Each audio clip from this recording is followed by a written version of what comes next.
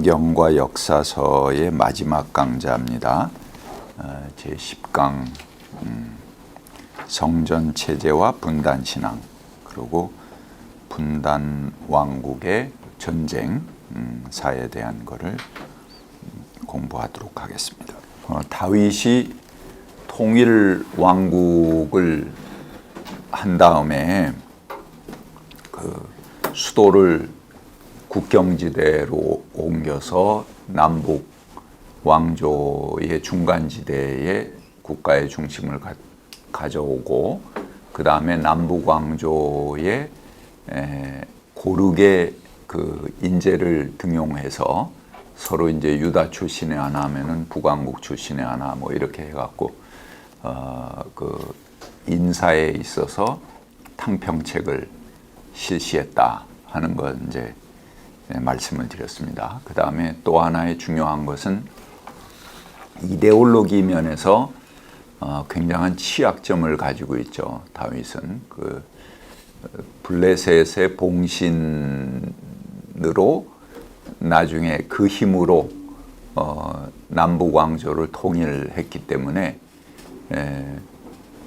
이 열악한 조건에서도 그 자기 민족의 정통성을 지키고자 노력했던 북왕조 사람들의 눈에서 볼 때는 저건 그 외세의 힘을 업어갖고 그 힘으로 갖다가 나라를 집어삼킨 꼴이란 말이에요.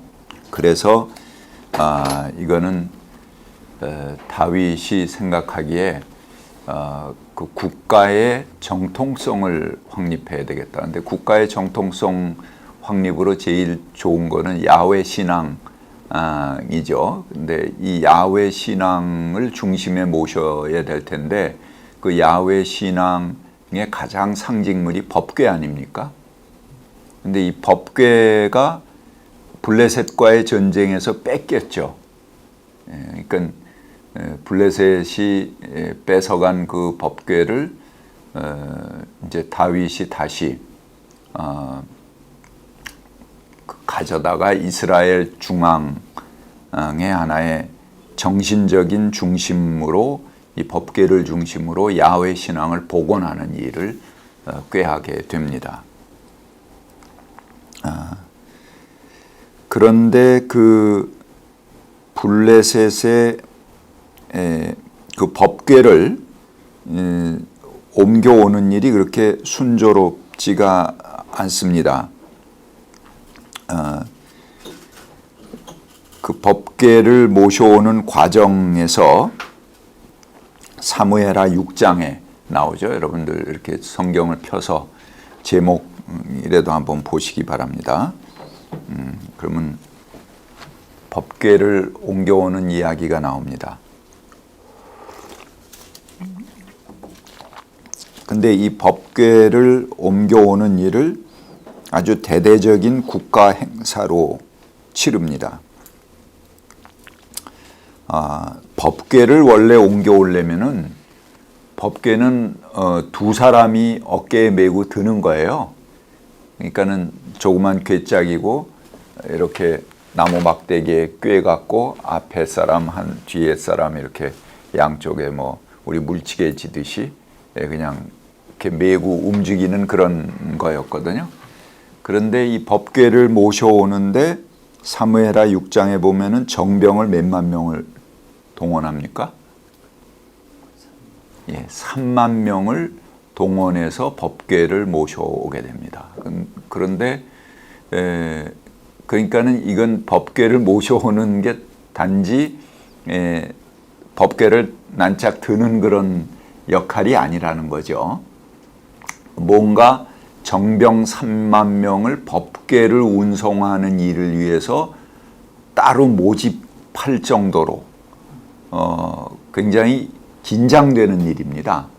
그러니까 법궤를 모셔오는 게 순조롭지 않다. 그리고 그 옮겨오는 과정에서 저항하는 세력이 만만치 않은 거죠. 네가 뭔데 법궤를 모셔가느냐?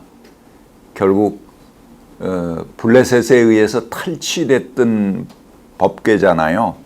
그런데 이제 그 블레셋 편에 같이 있던 다윗이 법궤를 다시 가져간다는 거에 대해서 국민의 정서가 녹록지 않은 거죠. 하지만 아무튼 3만 명 정병을 동원해서 법궤를 옮겨오게 됩니다. 그런데 그나마 이제 그 옮기는 책임자가 그 우사라고 하는 그 장군이 그 현장에서 즉사하게 됩니다. 뭐 여기 하나님이 치셨다 이렇게 돼 있는데 법궤를 실은 그 마차가 이제 뛰니까 그거 떨어지지 않게 손으로 붙잡았다가 뭐 즉사했다 이제 그렇게 기록하고 있습니다만 아무튼 옮기는 과정에서 그 장군이 뭐 하늘에 벼락을 맞아서 죽었던 뭐 무슨 일로 죽었던 아무튼 그 목숨을 잃은 겁니다. 그러니까는 그 다윗이 이제 불평을 하죠. 이렇게 법궤 옮겨오는 일이 힘들어서야 어떻게 하겠느냐. 그러면서 법궤 옮겨오는 것을 포기합니다. 그리고 한참 시간이 지난 거죠. 그러니까 정병 3만 명을 동원해서 옮겨오려고 해도 뜻대로 옮겨올 수 없었던 그런 역사의 뒷이야기를 거기서 우리가 읽을 수가 있습니다. 그래서 포기했는데 그 법궤를 모셔놓은 오벳 에돔의 집이 굉장히 또 축복을 받습니다. 그래서 복을 받으니까 다시 이제 다윗이 법궤를 모셔오게 됩니다. 근데 그 법궤를 모셔올 때는 아주 대대적인 국가 행사로 축하 행사로 치르는 거죠. 그래서 법궤를 6걸음 옮길 때 어떻게 합니까? 뭐 살찐 소를 잡고 양을 잡고 뭐 이렇게 하면서 그러니까 우리나라 저기 함진앱이 들어올 때 한 걸음 옮길 때마다 돈 깔고 들어오듯이 지금 법궤 6걸음 하고 소 잡고 양 잡고 뭐 백성들에게 막 전병 나눠주고 막 이렇게 축제를 하면서 들어오는 겁니다. 그리고 그 법궤 들어오는 일이 다윗으로선 너무 기뻐갖고 자기 몸이 다 훌렁 벗어지도록 알몸을 드러내놓고 춤을 추면서 그 앞에서 들어오는 그런 모습이 나오죠. 그래서 그걸 보고 미갈, 또 해필 미갈이 사울의 딸이에요. 비웃어요. 그러니까 그것도 굉장한 함의가 있습니다. 이 법궤에 대한 정통성은 그동안 그걸 지켜온 사람이 누굽니까? 사울하고 북왕국 지파들이죠. 그런데 다윗이 느닷없이 이제 블레셋 편에 있다가 그 법궤를 자기 통일 왕국의 중심 상징물로 삼으려고 데려오는 거에 대해서 미갈의 딸이 비웃는 것, 그것은 그만큼 북왕국 왕조의 정통성을 이은 사람들, 북왕국 사람들의 곱지 않은 시선을 또 암시하고 있는 그런 이야기라고 볼 수 있습니다. 그렇게 해서 아무튼 법궤를 모셔왔습니다. 근데 법궤를 모셔온 다음에 다윗이 어떤 일을 시작합니까? 법궤라는 것은 이동할 수 있는 거거든요. 그래서 하나님의 어떤 이동성, 현장성, 그 역사에 어려운 문제가 있을 때 그 현장으로 이동하면서 다니는 그런 하나님이란 상징을 가지고 있습니다. 그래서 하나님을 위한 성전도 어떤 고정된 건물이 아니고 장막이라는 휘장 형태로 그거는 이제 이동 가능한 거죠. 그래서 이스라엘의 어떤 전쟁터라든가 고난 현장이라든가 재앙 현장에 하나님의 법궤가 먼저 앞서서 이동을 하고 그 법궤가 휘장에 모셔지면은 이스라엘의 온 시선이 거기 집중되고 그 문제를 위해서 전 국민들이 같이 기도하고 마음을 모을 수 있는 그런 상징이 하나의 법궤였습니다. 그러니까 법궤가 이동한다는 것은 그만큼 국민적인 에너지를 모아내는 하나의 상징물이죠. 그래서 그 역사의 아픈 현장에 이 법궤는 이동하면서 다니는 그런 상징성을 가지고 있는 것입니다. 근데 다윗이 그 법궤를 어렵게 옮겨다 놓고 무엇을 합니까? 성전을 지으려고 합니다. 고정된 건물로. 그것도 이제 다윗의 지난 시간에 공부했던 아라우나의 타작마당을 산 그 사유지 위에다가 자기 그 성전을 짓고 거기에 이제 영원히 법궤를 모셔놓는 거죠. 그러면 법궤가 이동한다는 거는 이제 성전을 지어서 거기다 모셔놓는 안치하는 순간 이동성은 없어지는 거죠. 그렇죠? 예. 그런 문제에 대해서 이스라엘의 전통이 또 녹록지 않습니다. 또 충돌이 생깁니다. 그런 이야기가 사무엘 하 7장부터 나옵니다. 사무엘 하 7장부터 한번 읽어보세요. 주님께서 사방에 있는 모든 원수에게서 다윗 왕을 안전하게 지켜주셨으므로 왕은 이제 자기의 왕궁에서 살게 되었다. 하루는 왕이 예언자 나단에게 말하였다. 나는 백향목 왕궁에 사는데 하나님의 궤는 아직도 휘장 안에 있습니다. 나단이 왕에게 말하였다. 주께서 임금님과 함께 계시니 가셔서 무슨 일이든지 계획하신 대로 하십시오. 예.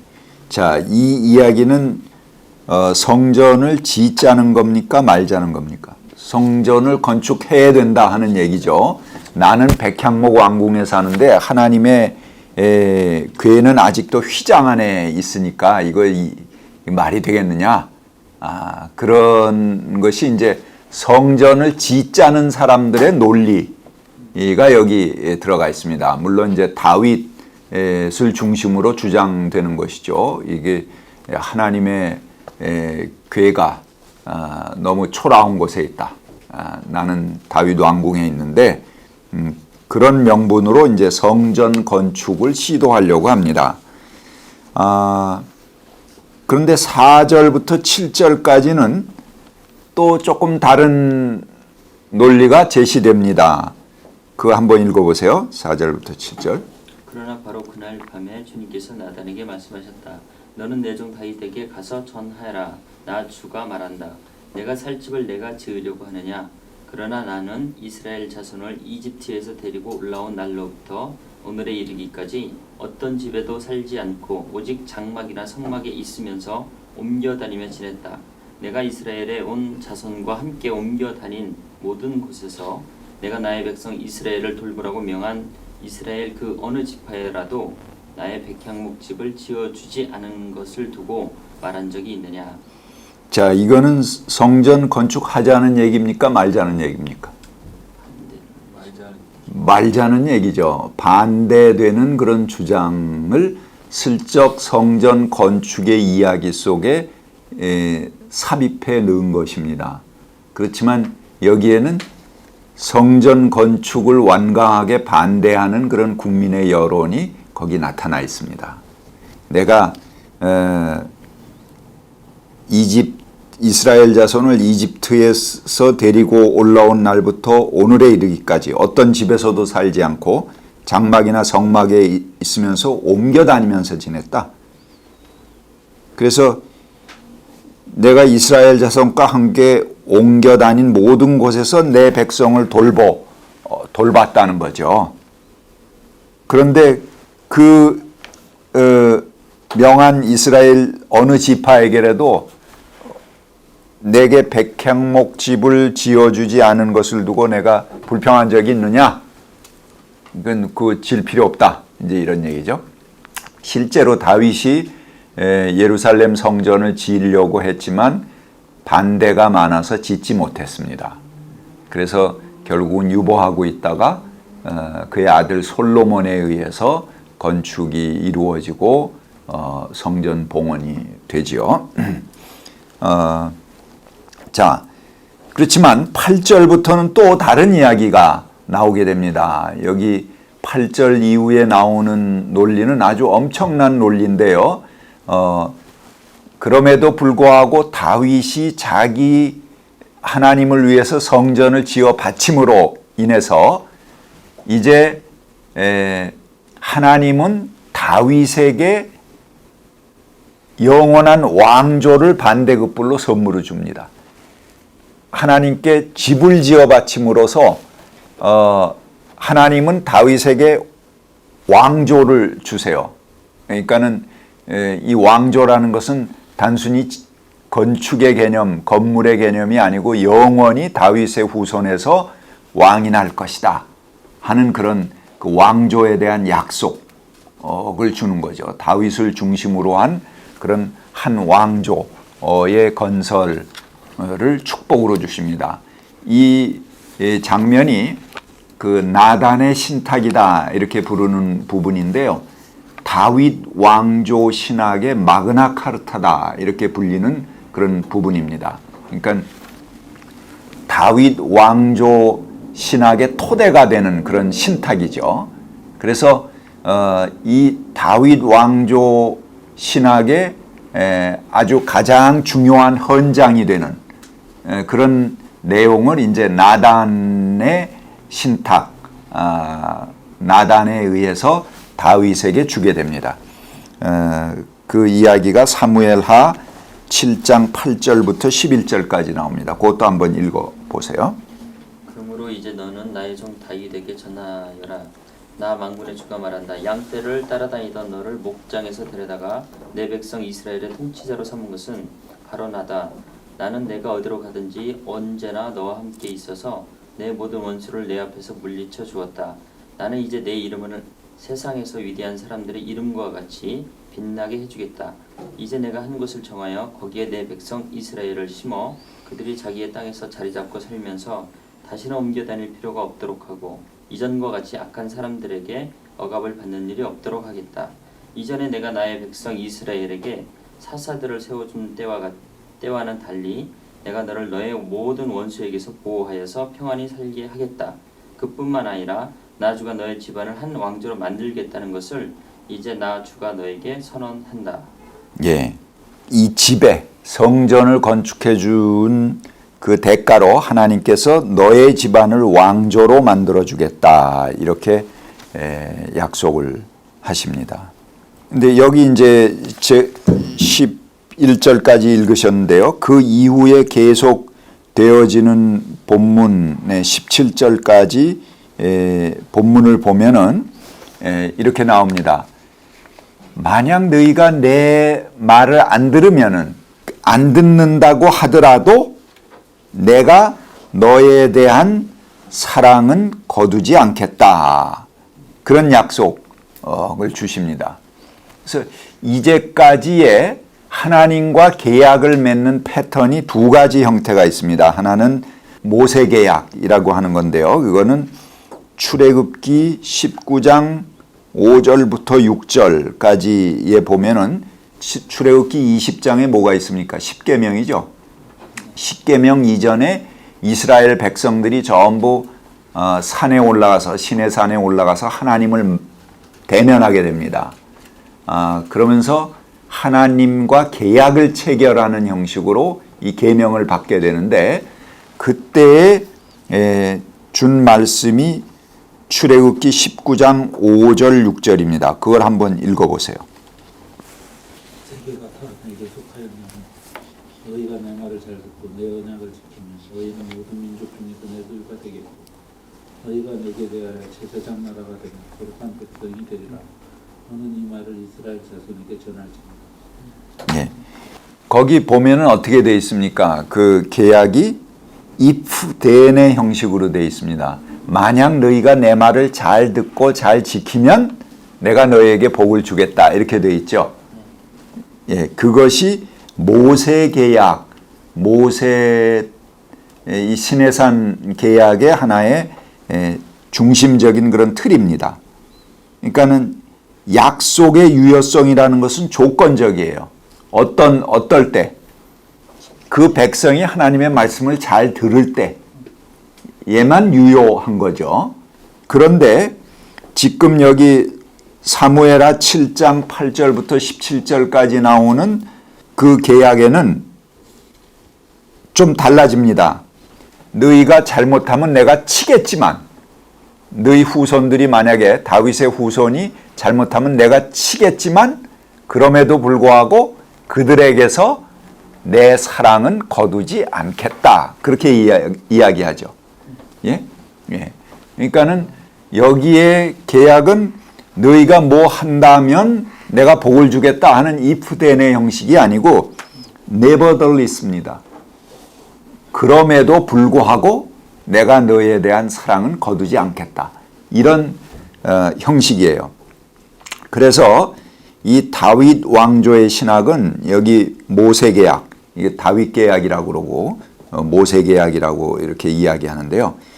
그 출애굽기에 나오는 모세계약하고는 형식이 다릅니다. 내가 잘못하면 내가 치겠지만 그럼에도 불구하고 내 사랑은 변치 않겠다. 그러니까 하나님이 어떤 일이 있어도 널 사랑하고 널 지켜주겠다 하는 그런 약속으로 주어지게 됩니다. 그러니까 아까 if then의 형식인 신명기 신학, 그 모세계약은 책임의 소재가 누구에게 있습니까? 그 계약을 유지할 책임의 소재가 백성들에게 있죠. 그 백성들이 잘하면 하나님이 약속을 지키겠다, 그렇게 얘기하신 거잖아요. 그런데 이 다윗 계약에 있어서는 그 책임의 소재가 누구에게 있습니까? 하나님에게 있죠. 내가 잘못하더라도 내 사랑을 거두지 않겠다라고 약속하셨잖아요. 그러니까는 그 책임, 그 계약을 계속 유지해 나가는 책임은 하나님 자신에게 있습니다.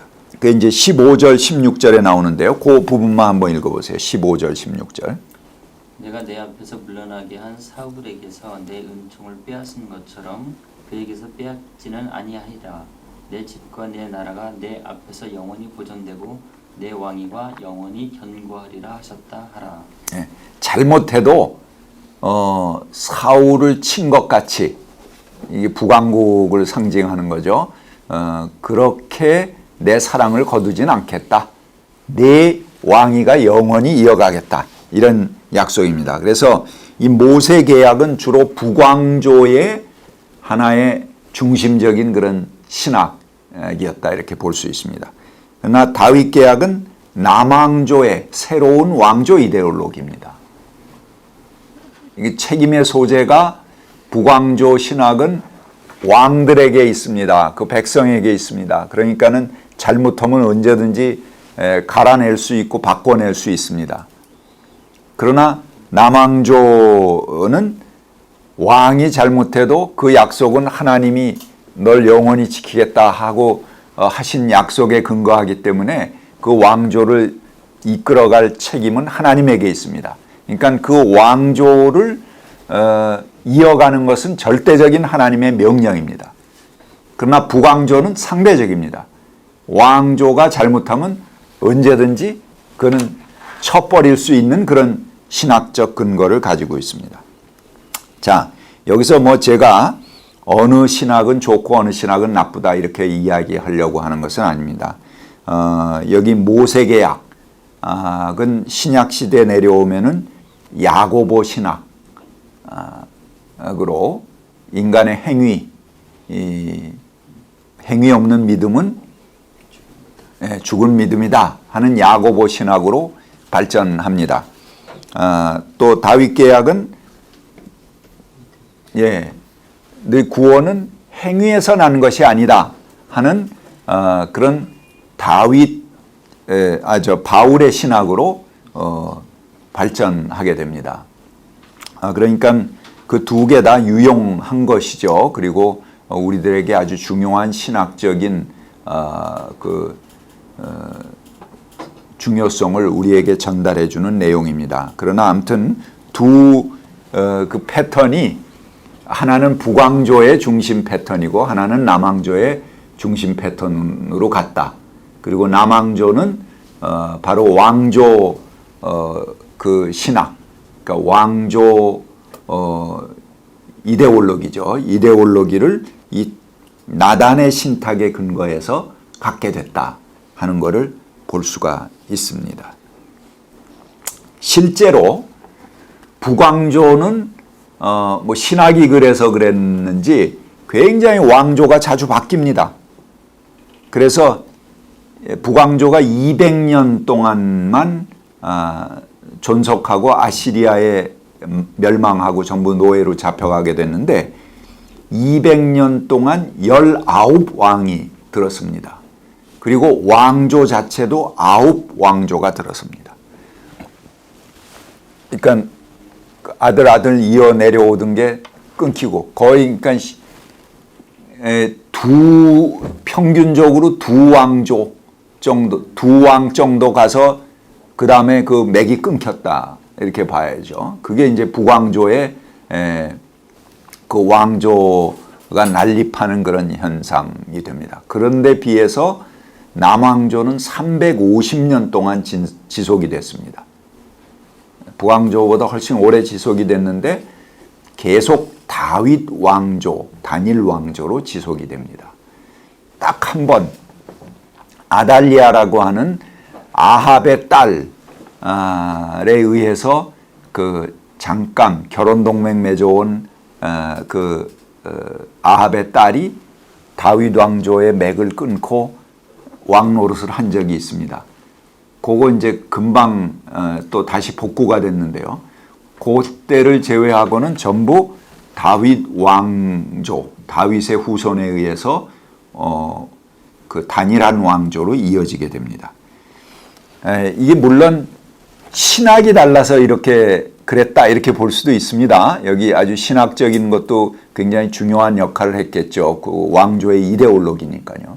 그러니까 이데올로기 자체가 왕권의 절대권을 주는 게 아니고 북왕조는 그러나 남왕조는 왕권 자체를 하나님이 절대적으로 보장해 주는 그런 거죠. 그러니까는 뭐 하나님도 그 왕조를 흔들릴 수가 없어. 왜? 하나님이 약속해 버렸으니까. 그런 아주 절대적인 이데올로기를 근거로 갔으니까는 감히 그 왕조를 넘볼 생각 그리고 거기에 도전할 생각을 백성들이 못했을 수도 있죠. 그러나 보다 더 근본적인 이유는 사실은 지정학적인 이유를 따질 수밖에 없습니다. 왜 그러냐면 그 당시에 남쪽에 있던 에집트는 그렇게 큰 세력이 되지 못합니다. 이미 쇠퇴해가는 그런 제국이고 그렇기 때문에 남쪽에 있던 유다에게 커다란 위협이 되지 못해요. 그러나 그때는 이제 북쪽에서 아시리아라는 세계 최초의 제국이 나타나고 그 세계 최초의 제국이 아주 굉장히 포악한 그런 그 정복 전쟁을 했거든요.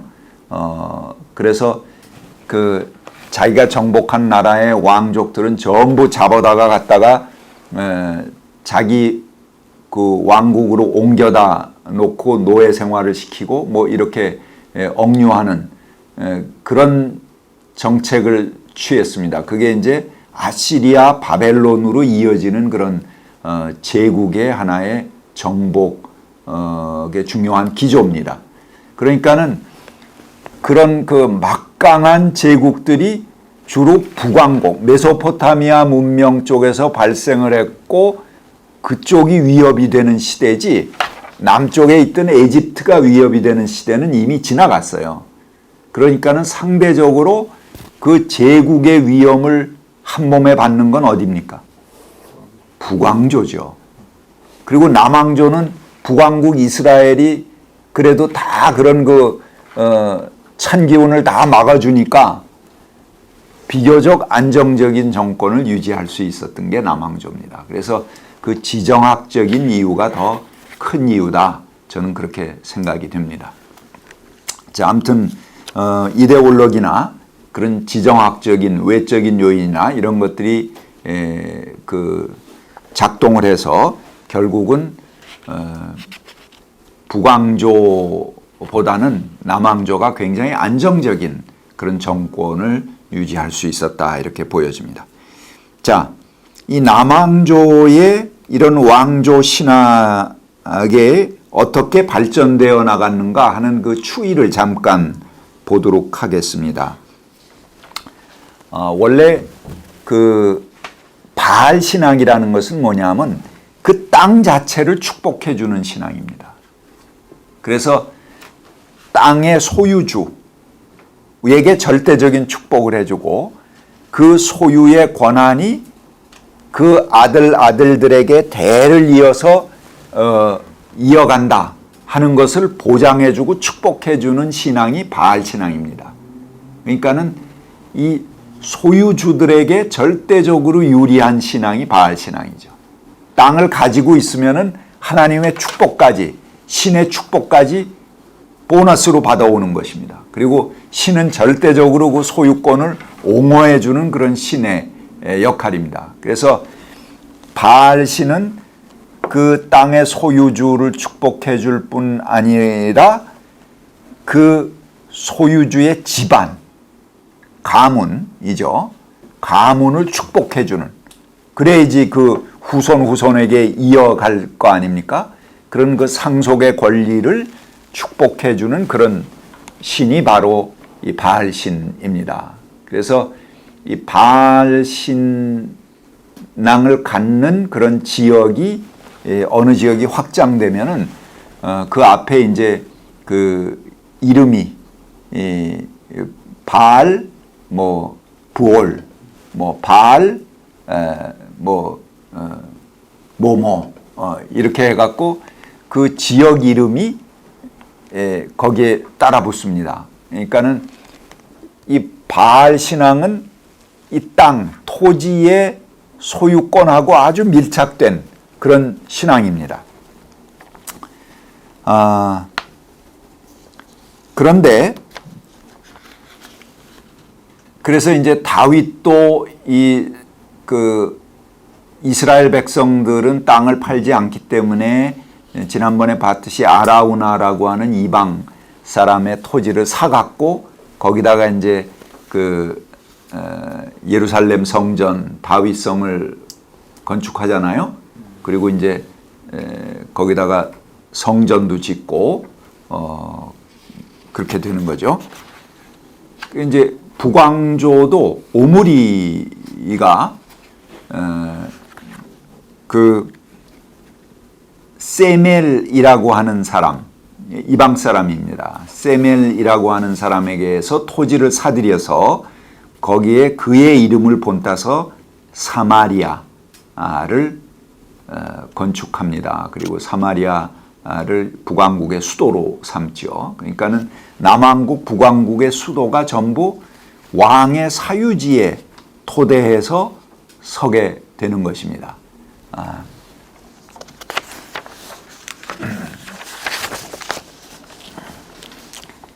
자, 그래서 왜 이런 사유지 위에다가 양쪽 왕국이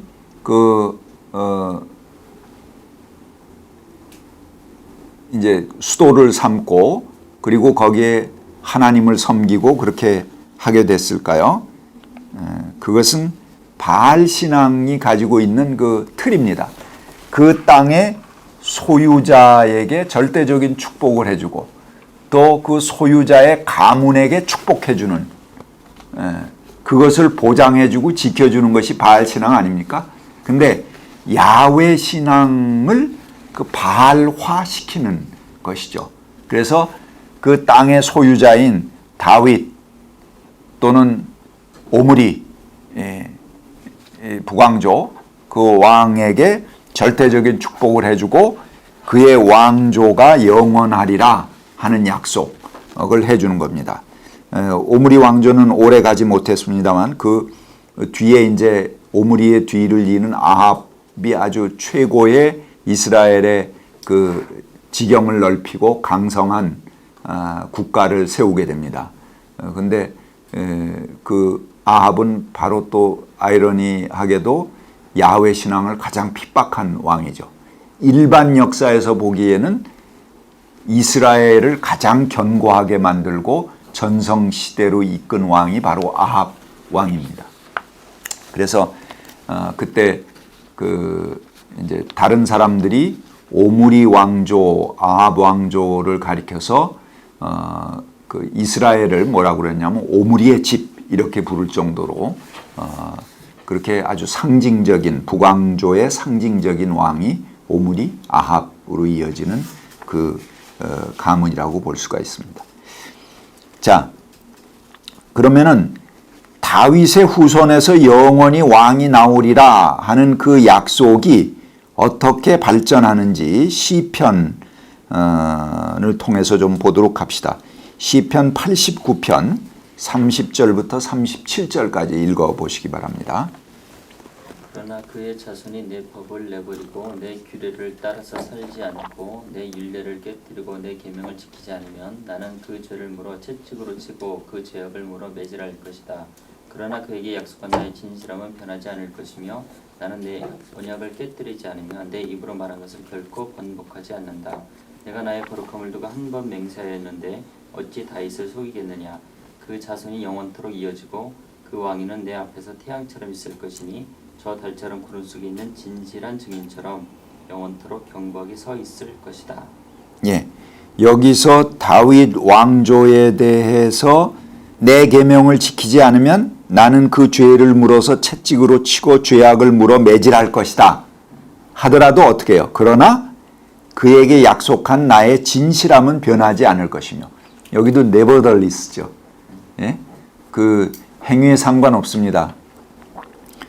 그리고 나는 내 언약을 깨뜨리지 않을 것이다. 이 언약은 누가 하는 언약입니까? 하나님이 하는 언약이죠. 예, 언약헌을 뿐만 아니고 여기 보면은 그 하나님은 다윗 앞에 그 맹세를 합니다. 그렇죠? 내가 나의 거룩함을 두고 한 번 맹세하였는데 어찌 다윗을 속이겠느냐. 이렇게 하죠. 이 맹세의 주체도 하나님이죠. 그래서 그 자손이 영원토록 이어지고 그 왕위는 내 앞에서 태양처럼 있을 것이다. 그래서 영원히 견고하도록 서 있을 것이다. 이제 그렇게 이야기합니다. 그러니까 다윗 왕조의 영원한 그 왕가의 지속성을 약속해 주시는 거죠. 자, 시편 132편 11절 12절 한번 읽어보시기 바랍니다. 주님께서 다윗에게 맹세하셨으니 그 맹세는 진실하여 변하지 않을 것이다. 내 몸에서 난 자손 가운데 한 사람을 왕으로 삼을 것이니 그가 보좌에 앉아 내 뒤를 이을 것이다.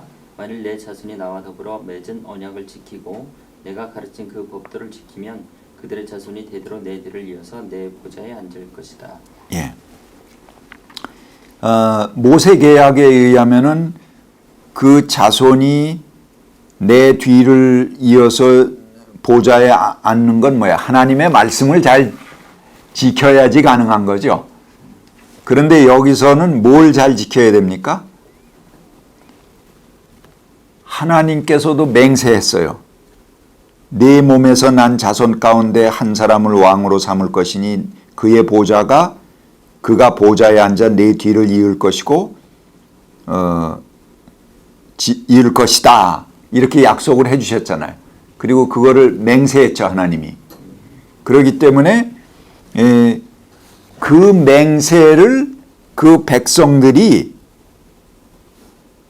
그 언약을 지키고 그게 법도가 되는 거죠. 그 법도를 지키면 그 자손들이 내 뒤를 이어서 영원히 보좌에 앉을 것이다. 하나님의 말씀을 지키는 게 아니고 하나님께서 맹세하고 축복해 주신 다윗 왕조의 절대성의 약속을 지켜가면은 영원할 것이다. 이제 이렇게 이야기하는 거죠. 자, 그러다가 마침내 시편 2편 7절에 보면은 이렇게 나옵니다. 왕은 하나님의 아들, 양자로 묘사됩니다. 그리고 그 하나님이 그러기 때문에 이제 왕이나 국가에 대해서 비판하는 말을 꺼내는 것은 하나님이 계약을 깨트렸다고 비난하는 것과 똑같은 행위가 됩니다. 그러니까 왕을 비판하지 못하게 봉쇄하는 그런 이데올로기가 되는 것이죠. 자, 이렇게 하나의 그 국가의 이데올로기가 어떻게 형성되는가 하는 걸 북왕조와 남왕조의 신학을 통해서 우리가 살펴보았습니다. 북왕조가 형성되고 르호보암하고 여로보암 이야기를 제가 말씀드렸죠. 솔로몬 이후에 유다 왕국의 왕이 된 것은 누굽니까? 르호보암이죠. 수도를 예루살렘 남북 왕조의 중간 지역에 갖다 놨기 때문에 예루살렘 성전을 중심으로 이제 르호보암이 통치를 하게 됩니다. 그런데 절기가 되면 어떻게 됩니까? 북왕조 사람들이 남왕조 예루살렘 성전으로 와야 되잖아요. 예? 그래서 내려와서 이제 절기를 지키게 되는데 그렇게 되면 굉장히 불안하죠. 북왕조 왕으로서는. 아니 뭔 절기됐다고 1년에 몇 차례씩 백성들이 우리 그 민족 대이동 하듯이 싹 그냥 전부 몰려나갔고 그 남왕조 예루살렘 그 성전으로 전부 가서 거기서 제사를 지리고 희생에 온단 말이에요. 그러니까는 북왕조는 이제 그 이후에 생겼잖아요. 여로보암이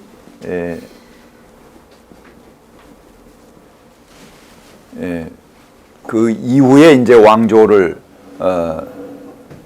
갈라서 이제 갖게 됐는데 여로보암의 입장에선 굉장히 불안한 거죠. 자기 백성들이 전부 예루살렘에 가서 거기서 제사를 드린다. 그렇게 되면은 그때 만약에 이 르호보암 왕이 저 북왕국 여로보암은 뭐 반역자다. 결국은 이 다윗 솔로몬으로 내려오는 이 우리 통일 왕국을 깨고 나라를 분열시킨 분열주의자다. 이렇게 몰아버리면 굉장히 자기가 난처하다. 이런 우려에 빠지게 된 거죠. 그래서 북왕국 백성들이 예루살렘 성전에 내려가지 않게 하기 위해서 어떻게 했습니까? 베델하고 저 위에 단하고 이 북왕국이 이제 영역이 넓으니까 이 두 군데 대응 성전을 지었습니다. 그리고 나중에 이제 그 보면은 사마리아 근처에 그리심산이라고 하는 곳에서도 또 제사를 드릴 수 있게 하고 뭐 이렇게 여러 곳에 대응 성전을 만들어서 그 제사를 드릴 수 있게끔 한 거예요.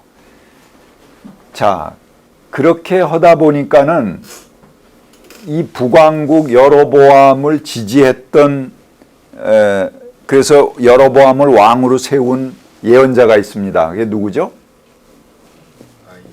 아히야라고 하는 예언자가 여로보암에게 두루마리를 찢어서 이제 10조각은 맡기고 왕국을 세우라고 그렇게 그 부추겨졌죠. 그러니까 개국공신이란 말이에요. 절대적인 그 개국의 공헌자인데 여로보암이 베델과 단의 대응 성전을 짓게 되자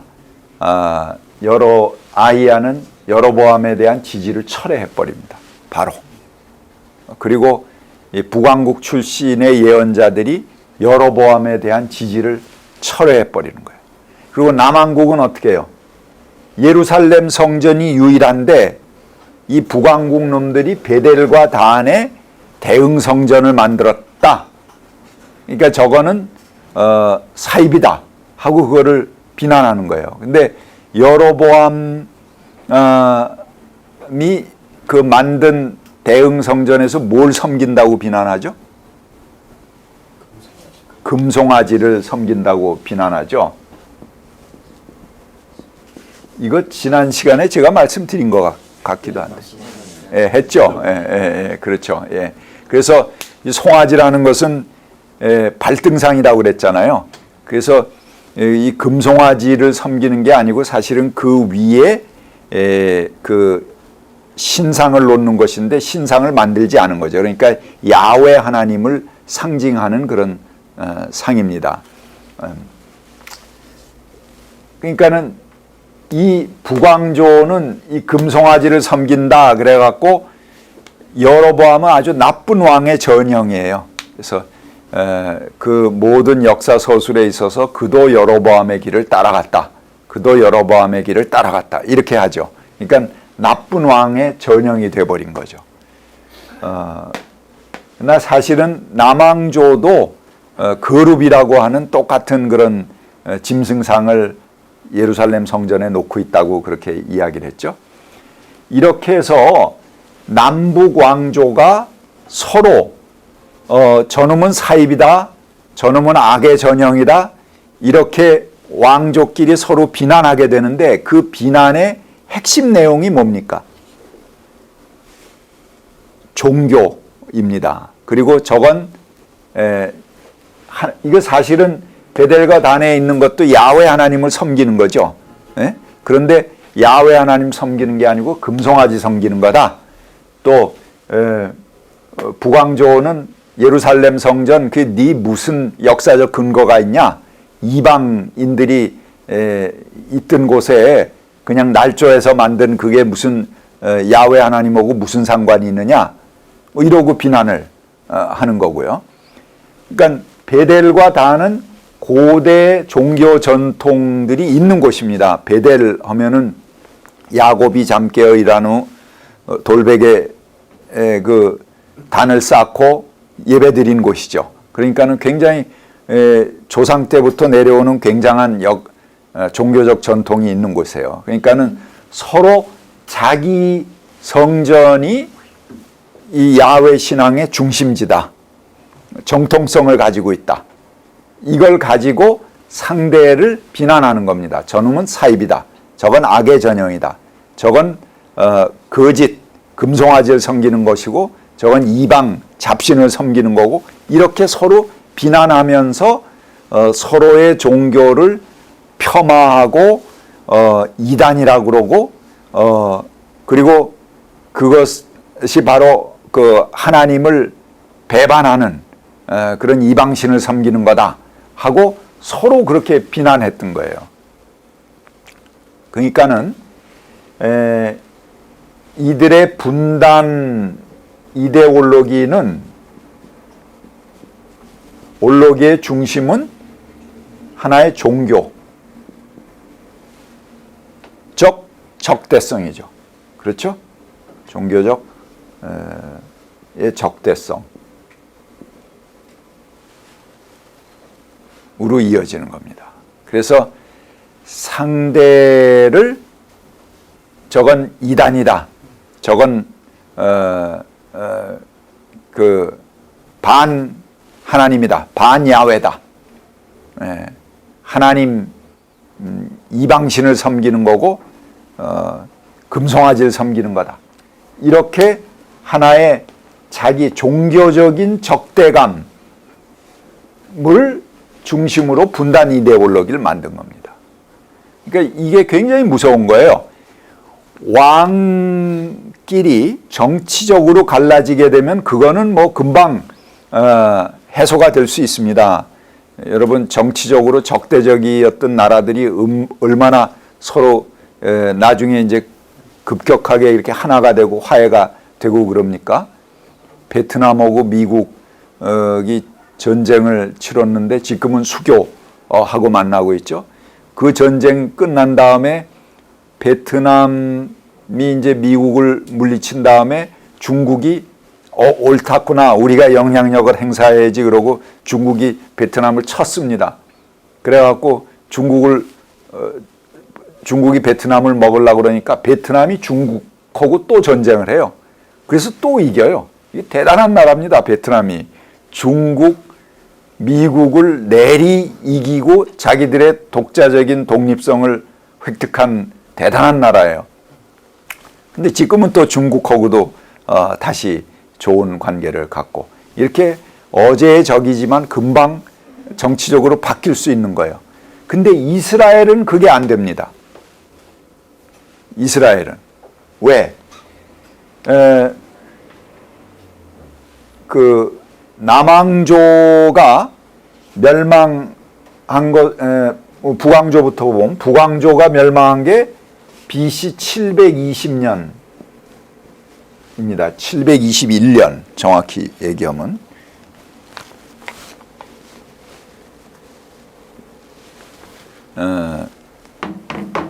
네, 멸망했어요. 남왕조는 587년에 멸망했습니다. 그 이후에 유다 왕국도 없고 북왕국 이스라엘도 없어요. 나라를 회복하지 못했어요. 계속 바벨론의 포로, 페르시아의 포로, 그 다음에 뭐 그리스의 포로, 속국이죠. 로마의 속국, 뭐 이렇게 갑니다. 여기 마카비 형제 때 잠깐 독립 왕국을 갖는 역사 외에는 전부 속국 형태로 나라 간판을 내세우지 못하는 그런 상태였습니다. 그런데도 두 나라는 계속 이 두 나라가 이 양쪽 지역이 분쟁을 합니다. 여러분 바벨론에 전부 포로로 살고 왔어요. 포로 살고 한 게 538년에 페르시아가 이제 세계의 대권을 잡고 바벨론이 모아놨던 포로들을 각각 집으로 돌아가라 이렇게 해서 페르시아 사이러스 왕, 고레스 왕의 칙령에 의해서 다시 돌아오게 되거든요. 그때 돌아와서도 어떻게 됐냐? 유다 사람들 중심으로 예루살렘 성전을 복원합니다. 성전이 다 무너졌으니까. 성전 복원하려고 그러는데 여기 사마리아 중심으로 남아있던 북왕조 사람들이 우리도 성전 복원하는데 같이 힘을 보태서 하자 이렇게 제안을 했어요. 그러니까는 당연히 받아들여야 되는 거 아니에요? 그런데 유다 포로 갔다 들어온 사람들이 주로 유다의 귀족들이니까 이 사람들이 너희들은 피가 섞였다. 그래서 배제시키고 자기들끼리만 성전을 복원하려고 그래요. 그건 뭘 얘기할까요? 자기들의 이데올로기를 기득권을 지키겠다 하는 거죠. 그래서 북왕조 사마리아인들 중심으로 페르시아에 편지를 쓰게 됩니다. 그래서 저놈들 성전 건축을 허락해 주지 마시오. 그러고 이제 편지를 쓰게 돼요. 그래서 페르시아가 중단시킵니다. 결국은 성전 건축이 중단되죠. 그러니까 포로 갔다 와서도 이 남북이 또 싸우는 거야. 여러분 예수님 때도 마찬가지입니다. 자, 예수님 때 이런 일이 있습니다. 예수님 때는 세 쪽으로 갈라졌어요. 유대 지역하고 중간이 사마리아 지역하고 그 다음에 저 북쪽은 뭐예요? 갈릴리. 대개 이렇게 나라가 나눠지게 되는데 예수님은 갈릴리 사람이잖아. 그 예루살렘에 가려면은 유대 지역으로 가니까 당연히 사마리아를 거쳐가야 되죠. 그 거쳐가려고 그러니까 사마리아 사람들이 뭐라고 그럽니까? 예수님에게 너 유대 땅으로 가려고 그러는 거냐? 예루살렘을 가려고 그러는 거냐? 그러면은 사마리아 땅을 밟지 말고 가라. 이거 어떻게 날라가나 어떻게 하나? 그러니까는 하도 기가 막히니까 예수님의 제자들이 저놈을 칠까요? 그러고 이제 그 말도 안 되는 소리를 하니까 그러죠. 그러니까 예수님이 돌아가자.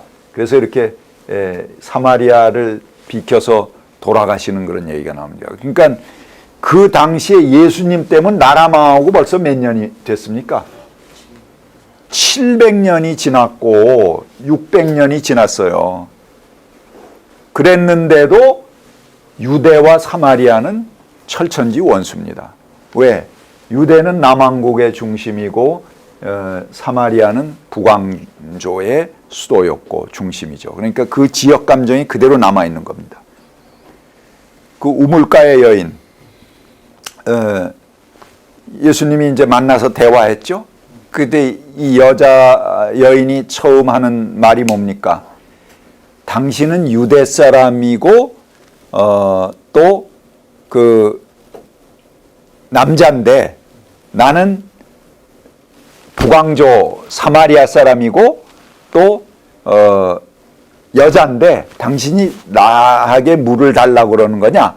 그게 굉장히 낯선 거예요. 사람이 목마르면 물 달라고 먹는 게 당연한 거잖아요. 그런데 그 사람들은 물을 한 모금 맞는 그 지극히 당연한 그런 인간의 어떤 생리적 현상보다도 너는 유대놈이고 난 사마리아 사람인데 하는 것이 더 그 장벽이 앞서는 거죠. 굉장히 낯설게 이 여인이 생각을 하고 그걸 물어보잖아요. 그러고 이제 뭐 한참 대화를 하다가 이 여인이 다 들통이 났어. 뭐 남편이 5이 있고 뭐 자기의 그 모든 사생활이 다 그 탄로가 났단 말이에요. 그 이제 굉장히 그 위기 상황이잖아요. 근데 그 상황 속에서 예수 저분이 굉장한 분이로구나. 메시아로구나. 참 예언자구나. 이런 걸 깨달았어요. 그 깨닫고 제일 먼저 하는 질문이 뭡니까? 당신들은 예루살렘에서 예배 드려야 된다고 그러고 우리들은 저 산에서 그 이제 사마리아 옆에 있는 그리심산이라고 하는 곳이죠. 그 산에서 예배 드려야 된다고 하는데 어디서 예배 드려야 됩니까? 아니 지금 자기 문제가 지금 모든 게 다 이제 다 폭로가 되고 지금 자기 코가 석잔데 그 급한 상황에 어디서 예배 드리느냐 이게 그렇게 중요해요? 그걸 제일 먼저 예수님에게 물어보잖아요. 그러니까 예수님이 뭐라고 하세요? 예루살렘도 아니고 이 산도 아니고 신령과 진정으로 예배할 때가 온다. 그렇게 답변하시죠. 예. 그러니까 왜 그걸 물어보겠습니까? 예배 장소를 중심으로 서로 종교적인 적대성을 끌어가는 것으로 국가의 정체성을 확립하려고 그런 거예요. 그러니까 나라가 단순히 망하게 되는 것은 정치적으로 금방 복원이 될 수가 있어. 근데 이걸 하나의 종교화 시켜버리면은 이런 그 적대감을 종교화 시켜버리면은 이걸 연결해버리면 나라 망하고도 800년, 700년 가는 거예요. 그 적대감이. 이게 무서운 거죠. 정치적으로 단순히 그러면은 그 그냥 금방 왕 바뀌면은 야 우리 서로 잘 지내자 그러고 악수하고 끝나면 돼. 근데 이거를 종교화 시켜버리면 적대감을 나라 망하고도 1000년을 가는 거예요.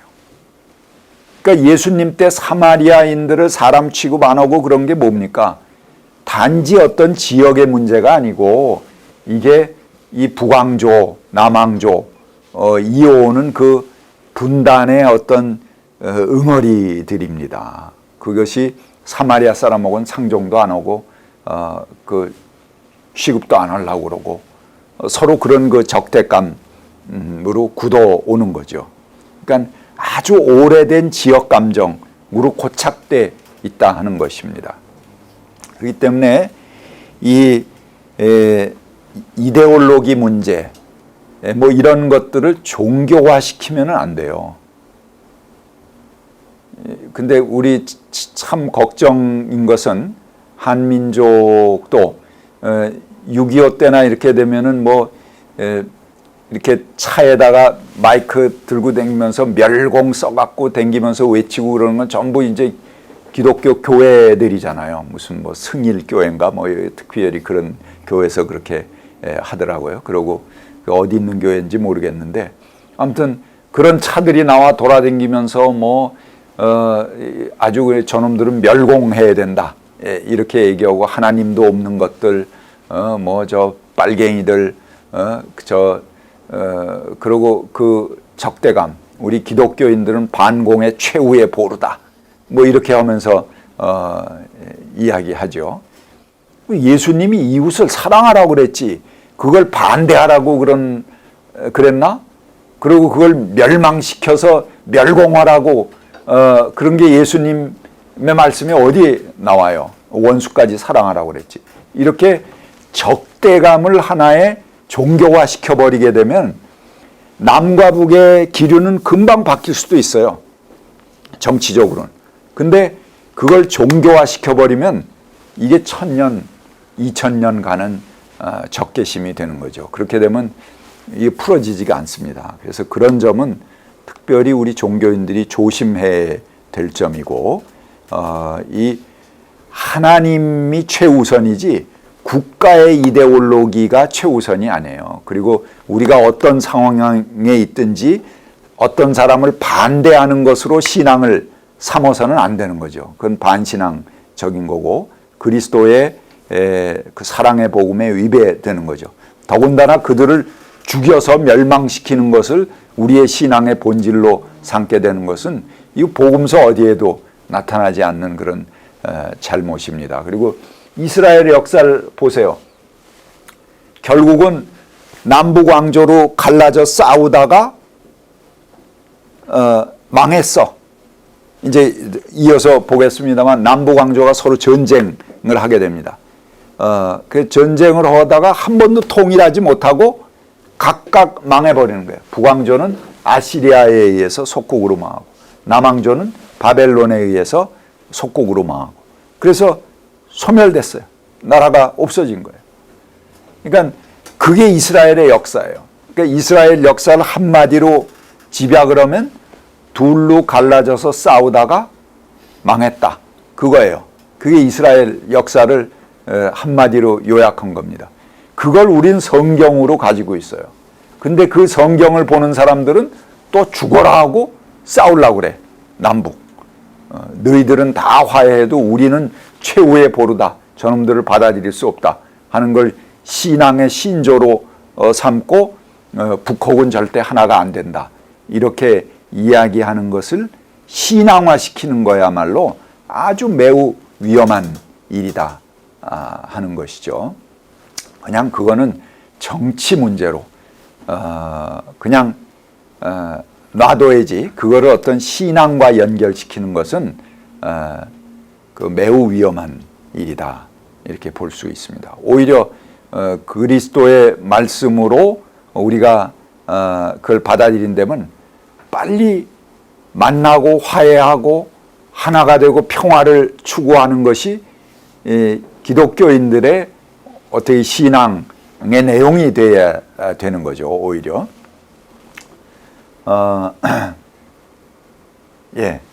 그런 그 이스라엘 남북 왕국의 역사를 봤습니다. 그래서 그것이 성전을 중심으로 한 분단 이데올로기였다.